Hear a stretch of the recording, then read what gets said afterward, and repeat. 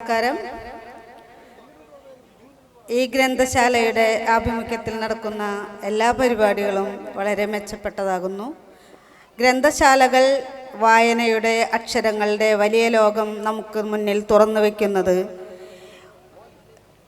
വലിയൊരു കോൺഫിഡൻ്റാണ്. അല്ലെങ്കിൽ അക്ഷരത്തിൻ്റെ വെളിച്ചം, അക്ഷര വെളിച്ചം, അത് എന്താ പറയുക, നമുക്ക് വലിയൊരു ലോകം തുറന്നു തരുന്ന പുസ്തകങ്ങളിലൂടെ അറിവിൻ്റെ വാതായനങ്ങൾ തുറക്കുന്ന നല്ല കലാകാരന്മാരും നല്ല പ്രവർത്തകരും ഗ്രന്ഥശാല പ്രവർത്തകർക്ക് എല്ലാവിധ ആശംസകളും പുതുവത്സരാശംസകളും നേർന്നുകൊള്ളുന്നു. എൻ്റെ കവിത ഏകാന്തപതിക.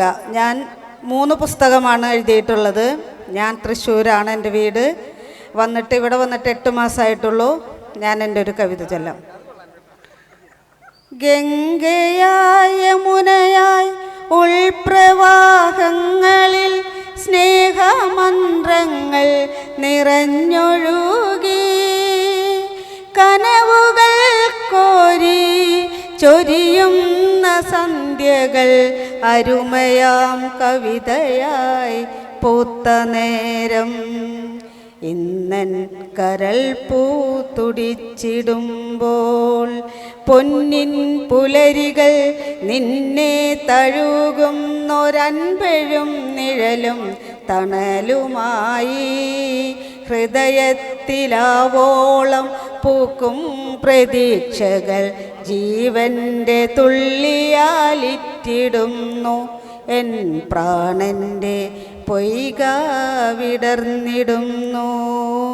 പൂക്കാലമെത്രയോ വസന്തങ്ങൾ തീർത്തെന്നിൽ പുഷ്പോത്സവങ്ങൾ കഴിഞ്ഞ നാളിൽ, പുത്തൻ പുടവകൾ പുത്തൻ ഉഷസ്സുകൾ പൂപ്പാട്ടുപാടി ഒഴിഞ്ഞ നാളിൽ, എന്നോർമ്മകൾ മെല്ലെ വളകിലുക്കി.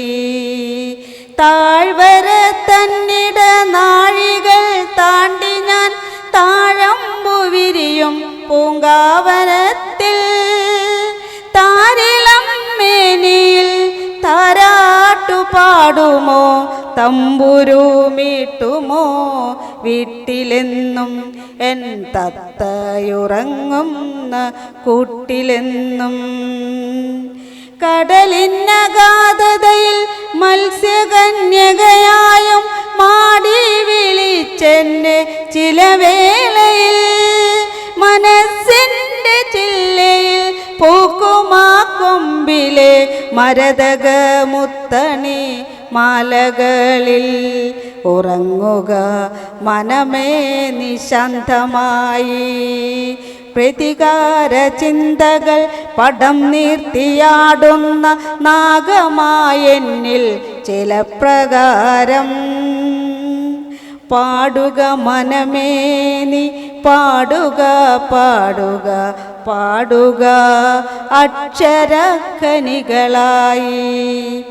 ഓർമ്മകൾ കയ്യെത്തി ഓടുന്ന ഓർമ്മകൾ മറവിയായെന്നിൽ ഗമിച്ചിടാതെ, അക്ഷരഖനികൾ തുറക്കുന്ന വാതിലായി നിൽക്കുമെൻ മുന്നിൽ നിറവായി. എല്ലാവർക്കും നമസ്കാരം.